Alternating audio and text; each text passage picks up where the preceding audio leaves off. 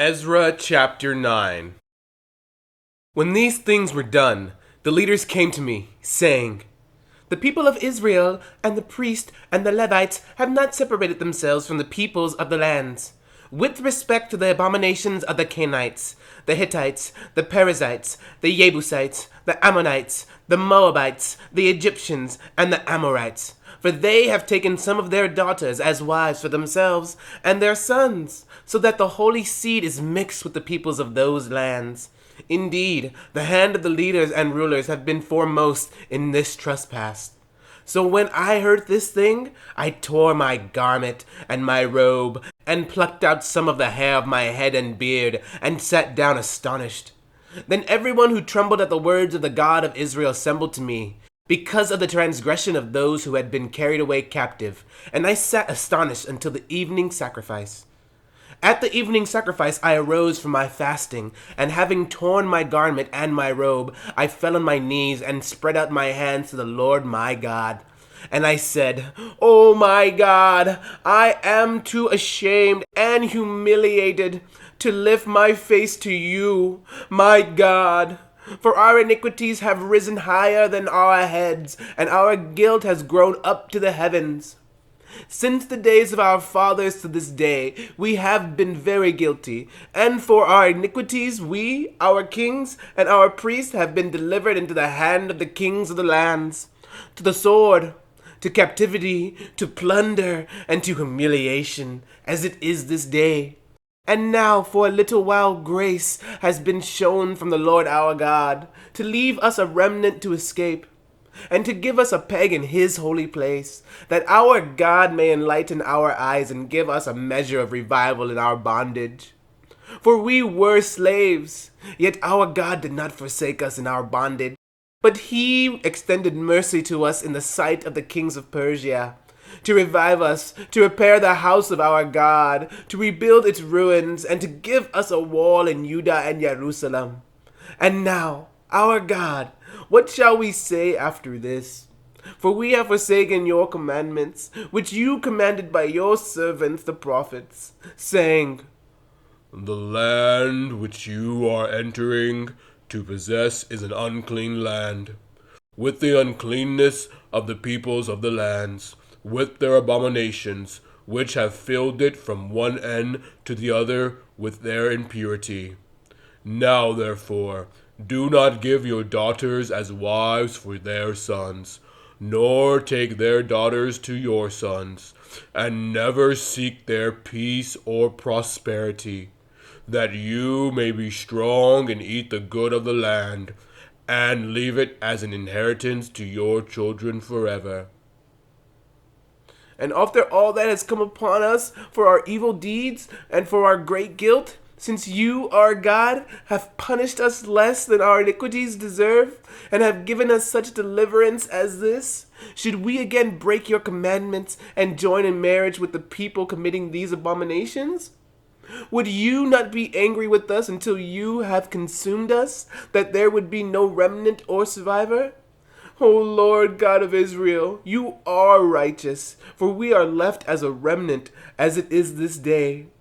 Here we are before you in our guilt, though no one can stand before you because of this." Ezra chapter 10.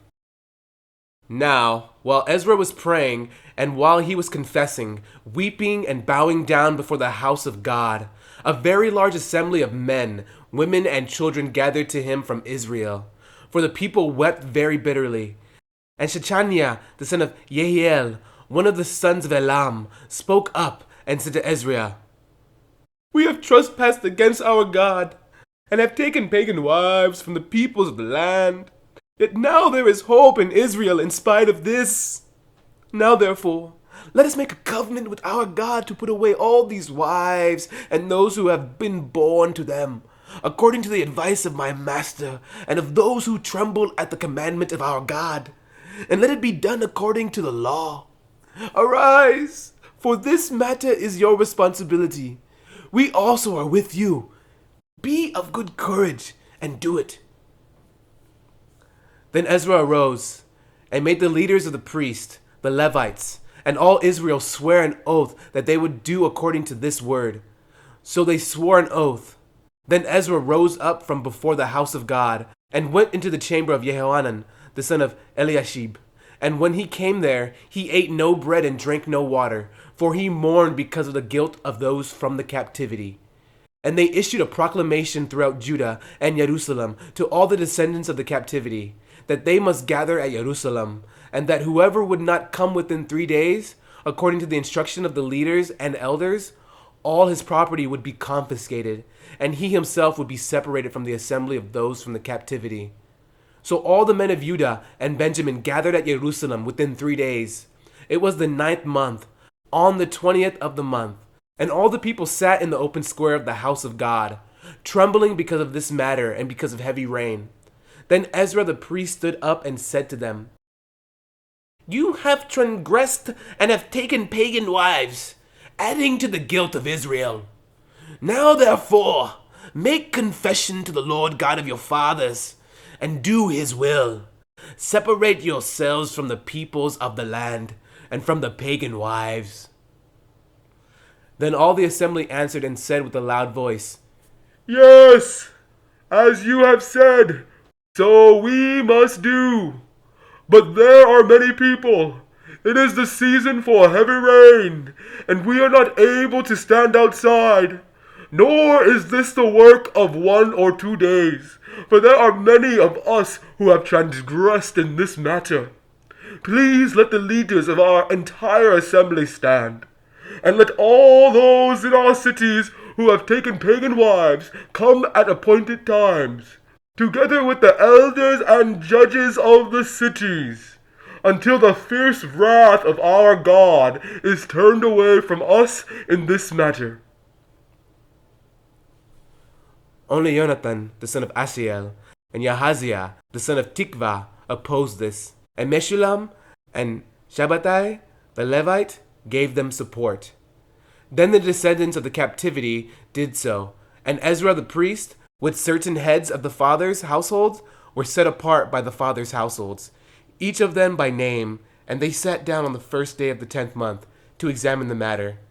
By the first day of the first month, they finished questioning all the men who had taken pagan wives. And among the sons of the priests who had taken pagan wives, the following were found of the sons of Yeshua, the son of Yozadak, and his brothers, Messiah, Eliezer, Yarib, and Gedaliah. And they gave their promise that they would put away their wives, and being guilty, they presented a ram of the flock as their trespass offering. Also of the sons of Immer, Hanani, and Zebadiah. Of the sons of Harim, Messiah, Elijah, Shemaiah, Yehiel, and Uzziah. Of the sons of Pashur, Elionai, Messiah, Ishmael, Nathaniel, Yozabad, and Elash. Also of the Levites, Yozabad, Shimei, Keliah, the same as Kelita, Petaiah, Judah, and Eleazar. Also of the singers, Eliashib, and of the gatekeepers, Shallum, Telem, and Uri, and others of Israel of the sons of Parosh, Ramiah, Yeziah, Malchiah, Miyamin, Eleazar, Malchiah, and Benaiah, of the sons of Elam, Mattaniah, Zechariah, Yehiel, Abdi, Yeremoth, and Eliah, of the sons of Zatu, Elionai, Eliashib, Mattaniah, Yerimoth, Zabad, and Azizah, of the sons of Bebai, Yohanan, Hananiah, Zabai, and Adlai, of the sons of Bani, Meshullam, Malach, Adiah, Yeshub, Shiel, and Ramoth, of the sons of Pahath Moab, Adnad, Chelel, Benaiah, Messiah, Mattaniah, Bezalel, Binui, and Manasseh, of the sons of Harim, Eleazar, Ishiah, Malchiah, Shemaiah, Shimeon, Benjamin, Maluk, and Shemariah, of the sons of Hashum, Mattenai, Matatat, Zabad, Eliaphet, Yeremai, Manasseh, and Shimei, of the sons of Bani, Madai, Amram, Uel, Benaiah, Bediah, Chelu, Vaniah, Merimoth, Eliashib, Mattaniah, Mattanai, Yasai, Bani, Binui, Shimei, Shelemiah, Nathan, Adiah, Machanadebai, Sheshai, Sharai, Azarel, Shelemiah, Shemariah, Shallum, Amariah, and Yosef. Of the sons of Nebu, Yael, Mattaiah, Zabad, Zebina, Yadai, Yoel, and Benaiah. All these had taken pagan wives, and some of them had wives by whom they had children.